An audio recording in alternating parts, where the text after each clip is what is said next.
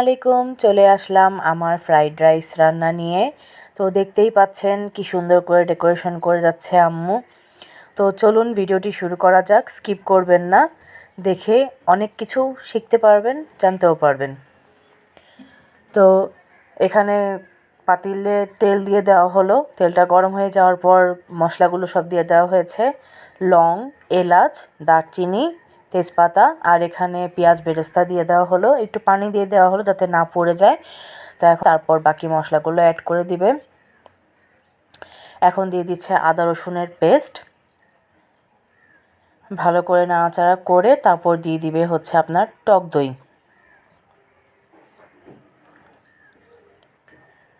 তো এই তো টক দই দিয়ে দিল। টক দই দিয়ে দেওয়ার পর ভালো করে নাড়াচাড়া করে মশলাটা কষিয়ে নেওয়া হচ্ছে। পোলাও হয়তো অনেকেই রান্না করতে পারে, কিন্তু আমাদের স্টাইলে রান্নাটা দেখিয়ে দিচ্ছি। তো এই তো চিনি গুঁড়া চালটা দিয়ে দিলাম। চিনি গুঁড়া চাল এখানে আমরা 1 কেজি পরিমাণের মতো নিয়েছি। তো 1 কেজি পরিমাণের জন্য আমাদের 1.5 কেজি পানি লাগবে। তো আমি যেই মগের মেজারমেন্ট করে দেই, তো সেই মগের এখানে একটু টেস্টিং সল্ট দিয়ে নেওয়া হলো, তারপর দিয়ে দিবে স্বাদমতো লবণ। তারপর এখানে আমরা তো 1.5 কেজি পানিটা দিব, আমি যেই মগের মেজারমেন্টের কথা বলছিলাম, তো সেই মগের মেজারমেন্টের আমরা 1 মগ পানি দিব, আর সেকেন্ড মগ হাফ দুধ এবং হাফ পানি মিশিয়ে দিব।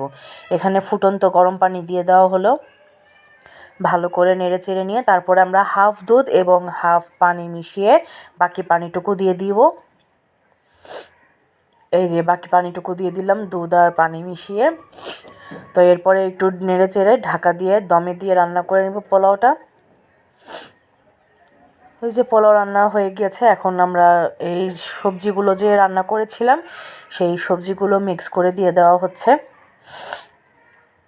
এখন ভালো করে নেড়ে চেড়ে আবার কিছুক্ষণ দমে ঢেকে রান্না করে নিতে হবে। তারপর ফাইনালি সব কিছু দিয়ে সাজিয়ে গুছিয়ে নিয়ে আবার কিছুক্ষণ দমে রান্না করলেই আমাদের ফ্রাইড রাইস রান্না হয়ে যাবে। এগ স্ক্র্যাম্বল দিয়ে দিচ্ছে, তারপরে পেঁয়াজ বেরেস্তা দিবে, ধনিয়া পাতা কুচি দিবে, তারপর হচ্ছে প্রনগুলো সাজিয়ে দিবে, সাজিয়ে দিয়ে এই যে ফুড কালার দিয়ে দিচ্ছে। সব কিছু দিয়ে আর কি সাজিয়ে টাজিয়ে নিয়ে সুন্দর করে আবার কিছুক্ষণ ঢেকে দমে রান্না করলেই আমাদের চমৎকার লোভনীয় স্বাদের ফ্রাইড রাইস রান্না কমপ্লিট হয়ে যাবে।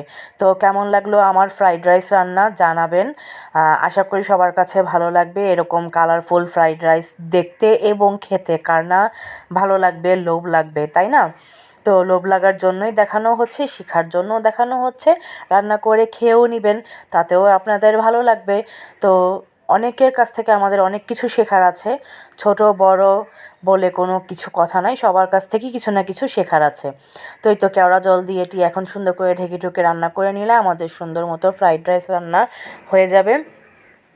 কোনো রকম সস ছাড়া, ঘি ছাড়া যে এত সুন্দর মজাদার ফ্রাইড রাইস রান্না হয় মানে অসম্ভব। একটু করে দেখবেন। তো ভালো লাগলে লাইক কমেন্ট শেয়ার করবেন। আল্লাহ হাফেজ।